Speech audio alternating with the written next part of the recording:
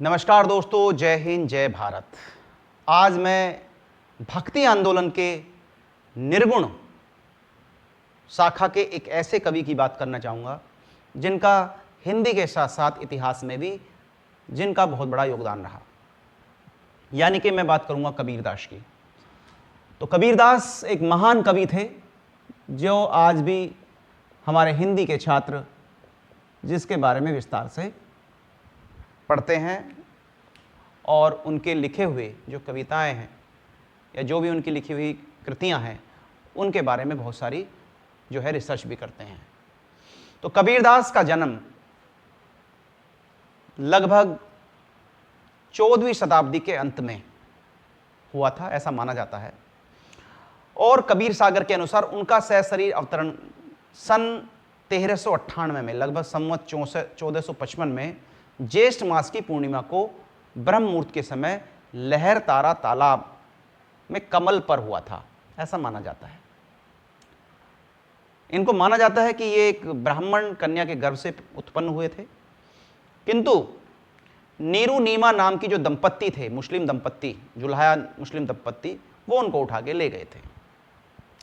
इनकी इस लीला को उनके अनुयायी कबीर साहब प्रकट दिवस के रूप में भी मनाए जाते हैं। जब वो जो उनकी जो मतलब ये जो लीला हुई उनकी, जो ये पैदा हुए और ये जुल्हाए के रूप में अपना जीवन जो है निर्वाह करने लगे। कबीर को अपने सच्चे ज्ञान का प्रमाण देने के लिए जीवन में 52 कसौटी से गुजरना पड़ा था, ऐसा माना जाता है।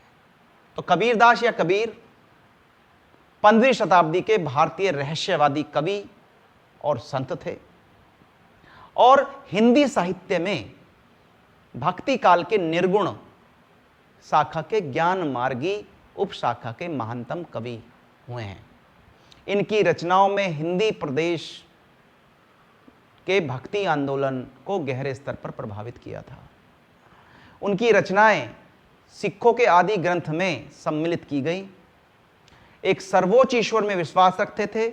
उन्होंने समाज में फैली हुई कुरीतियों, कर्मकांड, अंधविश्वास को दूर करने का प्रयास किया, सामाजिक कुरीतियों को दूर करने का प्रयास किया। एक तरह से वो बहुत बड़े थिंकर्स भी थे, बहुत बड़े विचारक भी थे।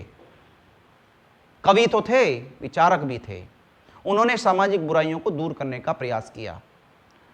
उन्होंने हर एक धर्म के बारे में, जो उस टाइम हिंदू और मुसलमान जो धर्म थे उनमें जो कुरीतियां थी उन दोनों को दूर करने का प्रयास किया। उन्होंने हिंदू और मुसलमान दोनों ने उनके अनुयायी थे और उनके गुरु के बारे में माना जाता है कि कबीर सागर में वर्णन है कि रामानंद जी जो है नीची जाति के लोगों को शिक्षा नहीं देते थे, लेकिन कबीरदास जी ने रामानंद जी को एक तरह से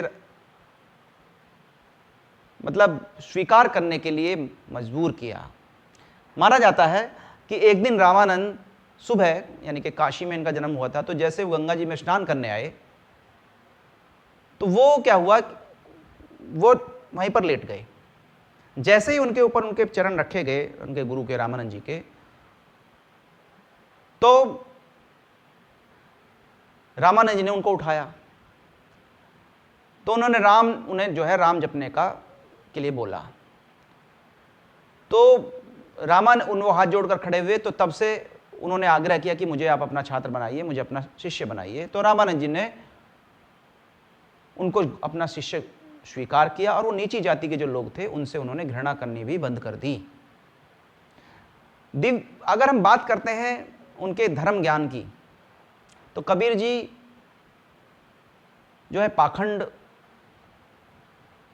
और जितनी भी कुरीतियां थी उनको उन्होंने दूर करने का प्रयास किया। धर्म के प्रति उनका जो है कई चीजें उनके लिखी हुई हैं। जैसे हिंदू धर्म के बारे में उन्होंने लिखा है कि पाहन पूजे हरि मिले तो मैं पूजूं पहाड़, वाते तो चाकी भली जाके पीसी खाए संसार। यानी कि कहने का मतलब यह है कि अगर ईश्वर, एक तरह से वो निर्गुण धारा के कवि थे, वो निर्गुण कवि होने के नाते उन्होंने एक समाज को एक बताया कि पाहन पूजे हरि मिले। अगर पाहन, पत्थर को पूजने से ईश्वर की प्राप्ति हो जाए तो मैं पहाड़ को पूजना चाहूँगा। उससे तो भली एक चाकी है जिसमें आटा पीस पीस कर लोग अपना जीवन का निर्वाह करते हैं। साथ में मुस्लिमों के लिए भी उन्होंने कहा, उन्होंने मुस्लिमों के लिए कहा कि कांकड़ पाथर जोड़ के मस्जिद लई बनाए, कांकड़ पत्थर जोड़ के मस्जिद लई बनाए, ता चढ़ी मुल्ला बांग दे क्या बहरा हुआ खुदा है।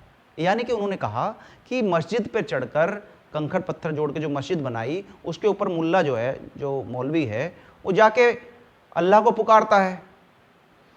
तो क्या ईश्वर बहरा है कि उसको जो है, अल्लाह बहरा है कि उसको जो है हमें सुबह शाम बांग देनी पड़ रही है, शोर मचाना पड़ रहा है।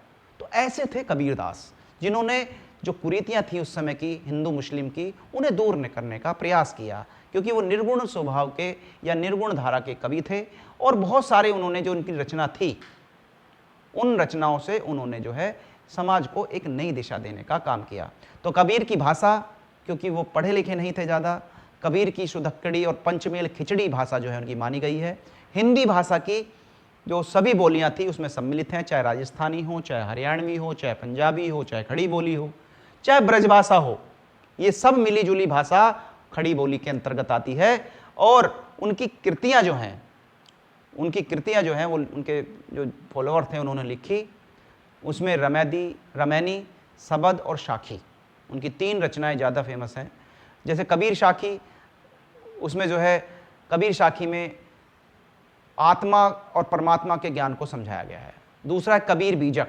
कबीर बीजक की जो वाणी का संग्रह उनके शिष्य धर्मदास ने बीजक नाम की जो उनकी कृति है 1464 में किया था।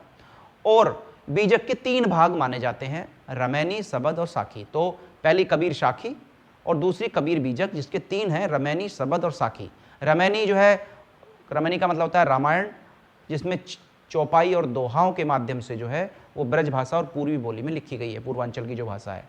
सबद जो है उसमें शब्द से मतलब है और उसमें कुछ पदों के माध्यम से ब्रज भाषा और पूर्वी बोली में लिखा गया है। और तीसरा जो बीजक का जो कृति है साखी, इसमें दोहाओं के माध्यम से, साखी का मतलब होता है साक्षी, राजस्थानी व पंजाबी से मिली एक खड़ी बोली है। तो उनके जो ग्रंथ हैं उनके माध्यम से उन्होंने समाज को एक नई दिशा देने का प्रयास किया। और कबीरदास एक कवि के साथ साथ एक विचारक थे, एक समाज सुधारक के रूप में उनको जाना जाता है। और लगभग मतलब लंबी आयु उनको मिली, यानी कि एक तरह से कबीरदास जी जो हैं उनका जीवन जो है काफ़ी लंबा रहा, उन्होंने काफ़ी जीवन जिया। और लगभग लंबे जीवन में उन्होंने बहुत सारी कृतियाँ लिखी और काशी में उनका जो है स्थान रहा।